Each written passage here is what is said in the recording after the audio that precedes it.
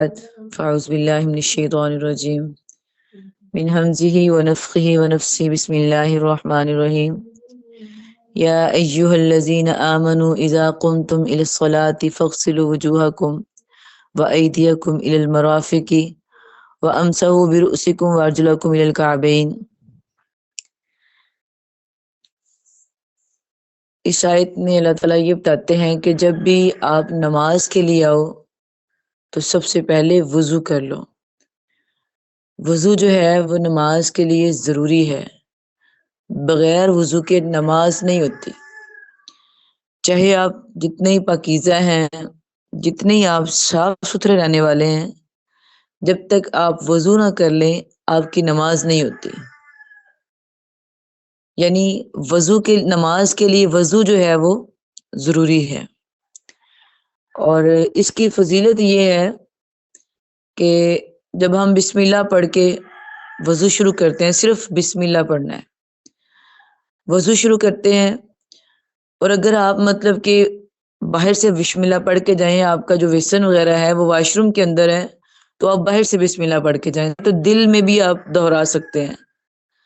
تو بسم اللہ پڑھ کے وضو شروع کریں، اور اس کے ساتھ پھر کیا کہتے ہیں، ہاتھ دھونے ہم نے یا پاؤں یا جتنا بھی ہم نے سارا وضو کرنا ہے، ہمارے وضو کے ایک ایک مطلب اعضاء سے وضو کے ساتھ ہمارے سارے گناہ معاف ہو جاتے ہیں۔ سب سے پہلے کلی کرتے ہیں، اس کے ساتھ منہ کے اندر کے گناہ معاف ہو جاتے ہیں۔ اب اندر کے گناہ کون سے ہیں؟ یعنی جو بھی ہم بولتے ہیں، چغلی کرتے ہیں، یا مطلب کہ گانے وغیرہ یا اس طرح کی بے حیائی کی باتیں جن کا تعلق اللہ کے ساتھ ہے، وہ گناہ وضو کے ساتھ معاف ہو جاتے ہیں۔ پھر ہم ناک میں پانی ڈالتے ہیں، اس کے سارے گناہ جھڑ جاتے ہیں۔ پھر ہم چہرے پہ پانی ڈالتے ہیں تو چہرے کے سارے گناہ جو ہے وہ جھڑ جاتے ہیں، ایون کہ آپ صلی اللہ علیہ وسلم فرمایا پلکیں جو ہے ان کے بھی گناہ جو ہے وہ جھڑ جاتے ہیں۔ یعنی جیسے جیسے آپ وضو کرتے جائیں گے آپ کے گناہ جو ہے وہ جھڑتے جائیں گے، سارے آپ کے نامہ اعمال سے گناہ جو ہے وہ جھڑ جائیں گے، ختم کر دیے جائیں گے جب آپ نے وضو کیا۔ اب آپ نے وضو ویسے ہی کیا، نماز کے لیے نہیں کیا تو بھی اس کا اتنا ہی اجر ہے، نماز کے لیے کیا تو بھی اس کا اتنا اجر ہے۔ اب وضو کر کے اس کے بعد جو ہے 2 نفل پڑھ لینا۔ اس کے بارے میں نبی کریم صلی اللہ علیہ وسلم کی حدیث ہے کہ حضرت بلال حبشی رضی اللہ تعالیٰ عنہ جب بھی وضو کرتے تھے تو وہ 2 نفل پڑھ لیتے تھے۔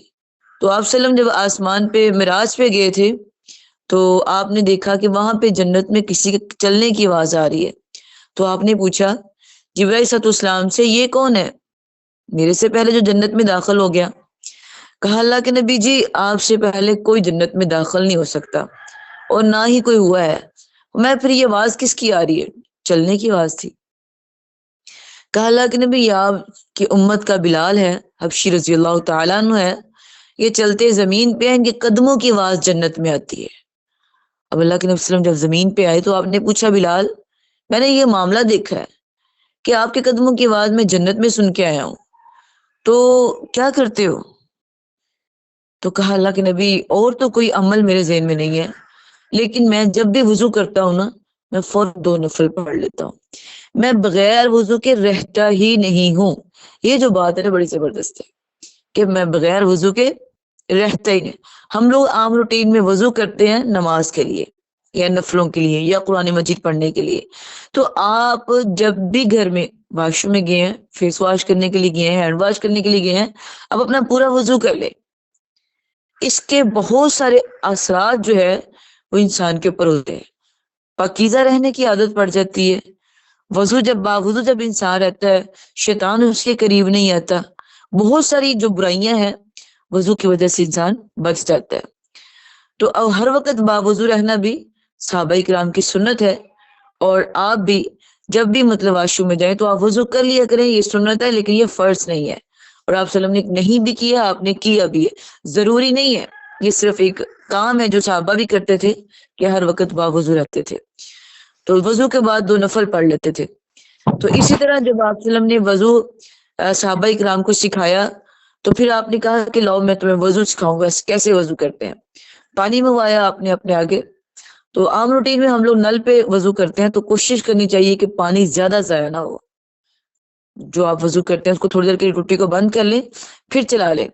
یہ نہیں کہ وہ آپ پانی چل رہا ہے وہ آپ کھڑے باتیں کری جا رہے ہیں، ادھر کی بھی ادھر کی بھی، حال ہی کوئی نہیں۔ تو سب سے پہلے ہم طہارت کریں گے واش روم کے اندر، چاہے آپ نے وضو نماز کے لیے کرنا ہے یا ویسے کرنا ہے۔ اگر نہیں ضرورت ہے، چلتے پھرتے ہیں، تو بے شک نہ بھی کرے، لیکن اگر آپ واش روم میں گئے تو طہارت کر کے اچھی طرح سے سب سے پہلے ہاتھ دھوئیں گے، ہاتھ کو اچھی طرح سے مل کے دھوئیں گے، فنگروں کو آپس میں ملا کے، تاکہ کہیں سے جگہ خشک نہ رہ جائے۔ جو جگہ خشک رہ جاتی ہے نا وضو کے اندر، اس کی وجہ سے ہمارا وضو ہوتا ہی نہیں ہے۔ تو سب سے پہلے آپ نے کرنا یہ ہے کہ طہارت کے بعد ہینڈ واش کرنا ہے اچھے طریقے سے صابن کے ساتھ مل کے۔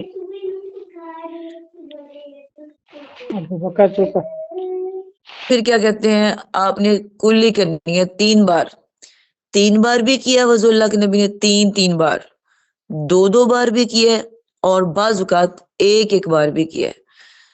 صحیح معنوں میں 3 بار بھی کر سکتے ہیں ہم، 2 بار بھی اور 1 بار بھی، ٹھیک ہے۔ اور جب آپ نے سب سے پہلے وضو شروع کیا تو آپ نے کلی کیا 3 بار، اور اس کے لیے آپ نے جو دائیں ہاتھ کی فنگر ہوتی ہے اس کو دونوں طرف گھمانا ہوتا ہے۔ پہلی بار سادہ کلی کرتے ہیں، دوسری بار فنگر گھماتے ہیں، تیسری بار اوپر کا منہ لے کے جاتے ہیں جس کے ساتھ کے گلے تک پانی پہنچ جائے۔ لیکن جیسے آج کل روزے ہیں تو اس میں اس بات کی اجازت نہیں ہے کہ آپ پیچھے تک پانی لے کے جائیں، اس میں صرف سادہ کلی جو ہے وہی کریں گے۔ اور اس کے بعد ناک میں پانی ڈالیں گے 3 بار، اور یہ جو آپ کے بائیں ہاتھ کی فنگر ہے اس کو آپ نوز کے اندر ڈال کے نوز کو صاف کریں گے، اور جو تھوڑی سی آواز نکالنا ہے نا وہ بھی جیسے چھو چھو ہم کرتے ہیں اس کو بھی کرنا ہے، کیونکہ اس کے ساتھ اگر آپ کے ناک پہ جو شیطان رات گزارتا ہے نا وہ نکل جاتا ہے، ناک کی برائیاں جو ہے وہ نکل جاتی ہیں۔ لہٰذا اچھی طرح سے تاکہ اندر سے بھی خشک نہ رہ جائے، جیسے حکم ہوا ویسے ہی آپ نے فنگر جو ہے وہ اندر گھمانی ہے تھوڑی سی۔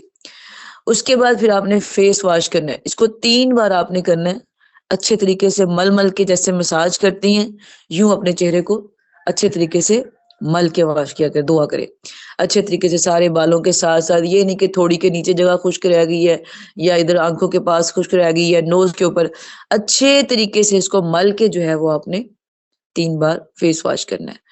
اس کے بعد آپ نے بازو دھونے ہیں، بازو جو ہے کوہنیوں تک، ہم نے پڑھا نا قرآن مجید میں 5ویں سپارے کے اندر کہ بازو جو ہے وہ اپنے کوہنیوں تک دھونے ہیں، اچھے طریقے سے اس کو ملنا ہے، خشک نہ رہ جائے، نہ کوہنیاں خشک رہ جائیں۔ یہ اتنا مطلب کہ اس کو دھوتے ہیں کہ حضرت بلال حبشی رضی اللہ تعالیٰ، ایک اور صحابی تھے وہ دھویا کرتے تھے، ان کا نام میرے ذہن میں نہیں آ رہا، وہ بازو ابو ہریرہ رضی اللہ تعالیٰ عنہ، وہ بازو جو تھے نا اپنے کندھوں تک دھو لیتے تھے۔ تو ان سے صحابہ نے کہا کہ آپ کندھوں تک کیوں دھو رہے؟ تو انہوں نے کہا میں نے اللہ کے نبی کریم صلی اللہ علیہ وسلم سے سنا ہے کہ جو انسان جتنا اچھا وضو کرے گا نا اتنا زیادہ اس کو زیورات پہنائے جائیں گے جنت کے، تو میں بازو کو اس لیے اوپر تک دھوتا ہوں تاکہ مجھے جنت کے زیادہ سے زیادہ زیورات مل جائے۔ اور آپ کو پتہ ہے کہ جتنا آپ وضو اچھا کریں گے اتنی آپ کی پہچان قیامت کے دن حوض کوثر پہ ہو جائے گی۔ ہماری پہچان ہی ہمارا قیامت کے دن ہمارا وضو ہوگا۔ بازو دھونے کے بعد پھر آپ نے مسح کرنا ہے، مسح جو ہے وہ آپ نے اپنے ماتھے سے شروع کرنا ہے۔ ذرا میرے ساتھ ساتھ اپنے ماتھے پہ ہاتھ پھیرتی رہے تاکہ آپ کو سمجھ آئے، اپنے ماتھے کے پاس یعنی سر کا جو کونا ہے نا وہاں سے، منہ پہ نہیں کرنا، جو یہاں سے فیس ختم ہوتا ہے اور سر شروع ہوتا ہے وہاں پہ ہاتھ رکھ کے ہاتھوں کو پیچھے لے کے جانا ہے، لے کے جائے ذرا ساتھ ساتھ ہاتھوں کو پیچھے تک لے کے جانا ہے، اینڈ تک لے کے جانا ہے، گردن تک۔ اب گردن پہ ہاتھ آ گیا، ہاتھ اٹھانا نہیں آپ نے، وہیں پہ رکھنا، گردن تک آ گیا۔ اب گردن سے اسی طریقے سے دونوں ہاتھ جو ہے نا وہ واپس لے کے آنے آپ نے دوبارہ اپنے فیس تک، یعنی سر کے کنارے تک، جہاں سے شروع کیا تھا وہیں پہ آ کے آپ نے ختم کرنا ہے، ٹھیک ہے۔ جہاں سے آپ کے بالوں کی جڑیں شروع ہوتی ہے نا سر سے، وہاں سے مسح شروع کر کے 3 انگلیوں کے ساتھ شروع کر کے آپ نے اینڈ تک لے کے جانا ہے، اور پھر وہیں سے دوبارہ واپس لے کے آنا ہے۔ اس سے بال تھوڑے سے خراب ہو جاتے ہیں لیکن نبی کریم صلی اللہ علیہ وسلم کی سنت یہی ہے۔ اگر آپ نے بال ٹھیک کرنے تو اسی وقت اپنے ہاتھوں کو پیچھے نہ گھمائیں، چھوڑ دیں، کانوں کا مسح کر لیں اور پھر اس کے بعد بے شک ٹھیک بھی کر لیں۔ اب سر کا مسح ہو گیا، اب ہم نے اپنے کانوں کا مسح کرنا ہے۔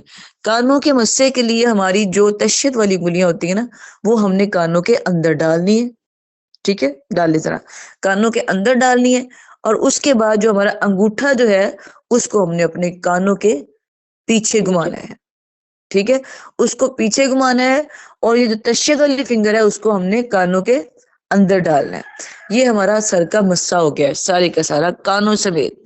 اور گردن کا مسا، آپ قرآن مجید کی وہ آیت نکال کے دیکھ لیں، اس کے اندر گردن کا مسا نہیں ہے، وہ کہیں بھی نہیں ہے، یہ مطلب کہ خود ہی سے بنایا ہوا ہے۔ آپ نے وہ آیت پڑھی ہے 5ویں سپارے کے اندر کہ یا ایھا الذین آمنوا لا تقربوا الصلاۃ، کہ تم نماز کے قریب نہ جانا جب تک کہ تم وضو نہ کر لو۔ اس کے اندر آپ دیکھیں، اگر آپ کے پاس قرآن مجید ہے تو ذرا کھولیں، تو یہ جو آیت نمبر ہے یہ ہے 43 آیت نمبر ہے۔ تو اس میں آتا ہے کہ تم لوگ نماز کے لیے وضو کرو، اور وضو کا جو طریقہ بتایا گیا ہے وہ یہی بتایا گیا ہے کہ تم لوگ فمسحوا، مسح کرو اپنے چہرے کا، اور اپنے ہاتھوں کو اور چہروں کو دھو لو، اور اپنے سر کا مسح کرو۔ تو اس کے اندر کہیں بھی یہ نہیں آیا کہ آپ گردن کا مسح کرو، ٹھیک ہے، گردن کا مسح کسی بھی حدیث میں نہیں ہے۔ لہذا اگر آپ گردن کا مسح کر رہے ہیں تو آپ ایک کام زائد کر رہے ہیں جو کہ اللہ کے نبی کریم صلی اللہ علیہ وسلم نے نہیں کیا۔ اس کے بعد آپ نے مسح کا ہو چکا ہے، اب آپ نے پاؤں دھونے ہیں۔ پاؤں دھونے کے لیے آپ نے پہلے دایاں پاؤں دھونا ہے، اس کو مطلب کہ بائیں ہاتھ کی یا دائیں ہاتھ کی فنگر جو ہوتی ہے سب سے چھوٹے والی، اس کو انگلیوں کے اندر گھمانا ہے، اچھی طرح سے گھما کے صاف کر کے، یا جون سی بھی فنگر اس کو اچھی طرح سے گھما کے صاف کر کے پھر آپ نے پاؤں کو اچھی طرح دھونا ہے، اور نیچے سے بھی ہاتھ سے ملنا ہے، ایڑیوں سے بھی۔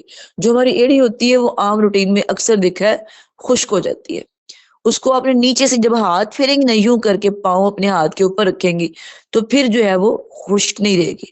اس کو اچھی طرح سے مل کے آپ نے پہلے دائیں پاؤں کو دھونا ہے، پھر آپ نے بائیں کو دھونا ہے، یہ بھی آپ نے 3 بار دھونے ہیں۔ اگر آپ کی ایڑی خشک رہ جاتی ہے تو آپ کا وضو ہوا ہی نہیں ہے، آپ کا وضو ہوا ہی نہیں ہے۔ آپ نے فرمایا کہ خشک ایڑیوں کے لیے ہلاکت ہے، خشک ایڑیوں کے لیے ہلاکت ہے۔ اور ایک صحابی نے اللہ کے نبی کریم صلی اللہ علیہ وسلم کے سامنے وضو کیا، وہ بیٹھ کے نماز پڑھنے وہاں کے نماز پڑھنے لگا، آپ نے فرمایا دوبارہ وضو کرو جا کے۔ اس نے کہا اللہ کے نبی میں کر کے آیا ہوں، پھر گیا 3 بار جب دوبارہ وضو کر کے آیا، پھر اس کا وضو ویسا ہی تھا، اس کی ایڑی پھر خشک تھی۔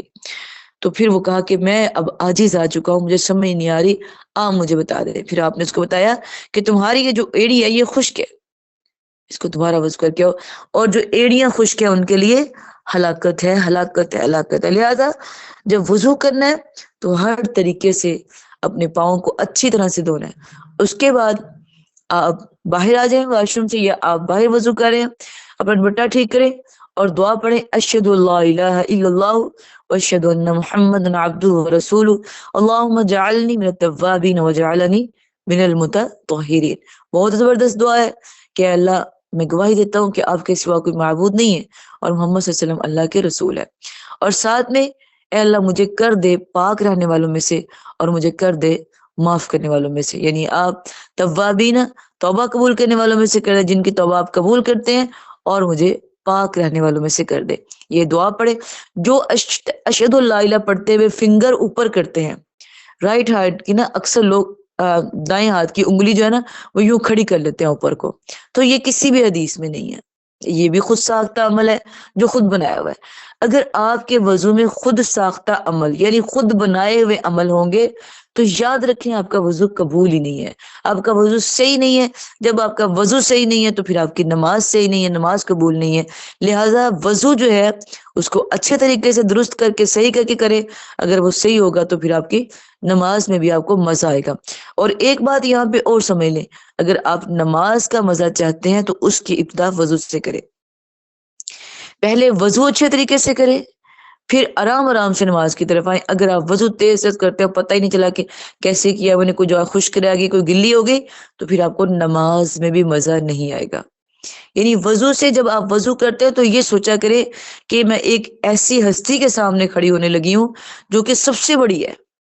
جیسے آپ کسی کی طرف جائیں تو فوراً سے اپنے فیس کو کلیئر کرتے ہیں، کپڑوں کو کلیئر کرتے ہیں، اچھا پہنتے ہیں، اچھا اپنے آپ کو صاف ستھرا کر کے کسی کے سامنے جاتے ہیں، کسی کے گھر جاتے ہیں، یوں اپنے اللہ کے سامنے بھی پہلے اپنے آپ کو پیارا صاف ستھرا کر کے پھر جایا کریں۔ اور کپڑے بھی آپ کے پاک ہونے چاہیے، اگر ناپاک ہے تو ان میں بھی نماز نہیں ہوتی. پاک کپڑوں میں نماز ہوتی ہے, پاک جگہ پہ نماز ہوتی ہے. اب سب سے پہلے وضو کے لیے اپنے کپڑوں کو بھی دیکھنا ہے, اور پھر اس کے بعد جب آپ نے وضو کر لینا, دعا پڑھ لینی ہے یا وضو کر کے ہٹنا ہے, تو پھر اپنا قمیض اٹھا کے نا, جو آپ کا دایاں ہاتھ ہے اس کو گلا کر کے اپنی شلوار پہ آپ نے یوں چھٹے مارنے ہیں, جیسے ایک بندہ کسی چیز کے اوپر چھٹے مارتا ہے نا, بہت پانی نہیں گرانا, صرف ہاتھ گلا کر کے یوں گرا لینا ہے اپنی شلوار کے اوپر. یہ اللہ کے نبی کریم صلی اللہ علیہ وسلم کی سنت ہے, یہ عمل وضو کے بعد لازمن کرتے ہیں. تو یہ عمل کریں, آپ کا وضو جو ہے وہ کمپلیٹ ہو گیا, اس کے بعد آپ نماز کے لیے کھڑے ہو سکتے ہیں. ٹھیک ہے, یہی ہمارا آج کا جو ہے وہ موضوع تھا, اسی کو ہم نے دیکھنا تھا.